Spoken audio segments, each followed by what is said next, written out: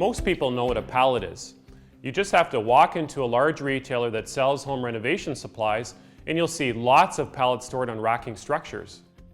A pallet is essentially a platform that's used as a base for storing and transporting loads. Pallets come in different sizes and are made from a variety of materials such as wood, plastic, and even metal. Today we'll focus on wood pallets simply because it's the most common type currently used. We don't always think of a pallet as being a safety hazard, but when a damaged or misplaced one falls from racking, it can cause serious injury to unsuspecting pedestrians walking nearby. Injuries from pallets can be caused by a number of issues. Here are a few examples. Using a pallet that isn't designed to carry the weight of the load placed on it. The likely result is a pallet gets crushed and the load falls. Using a pallet that is damaged. In all likelihood, the pallet will collapse under the weight of the load placed on it. Using the wrong size pallet for the racking structure. If the pallet is too small for the size of the rack, it could fall off. Handling pallets in an unsafe manner. For instance, entering pallets with the forks of a lift truck on an angle can cause damage to a pallet and undermine its integrity.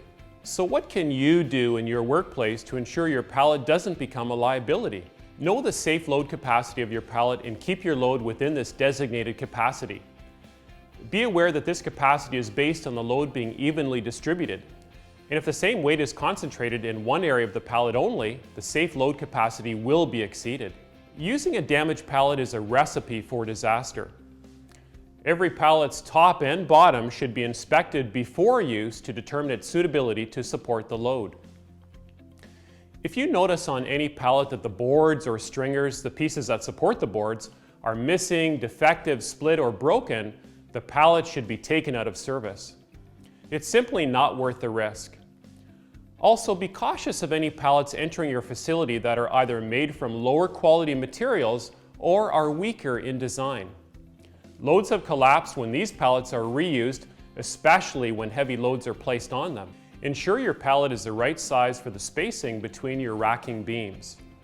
If you have a smaller size pallet and try to store it on a racking structure designed for a larger pallet, the load could fall. Sometimes we see wire mesh decking placed on racks to support smaller pallets.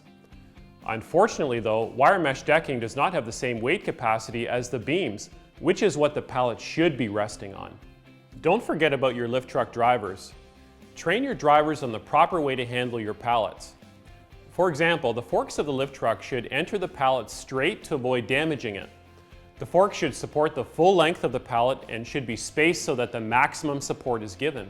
Finally, when it comes to stacking your empty pallets, be sure to stack them flat as opposed to on their sides. Pallets stored on their ends tend to fall over and cause injuries to anyone that happens to be close by. A pallet is a fundamental and standard piece of equipment used in warehouses and distribution centers. In fact, thousands of pallets pass through loading docks every day in these types of facilities. Don't take your pallet for granted. Take care of your pallets and you take care of your employees.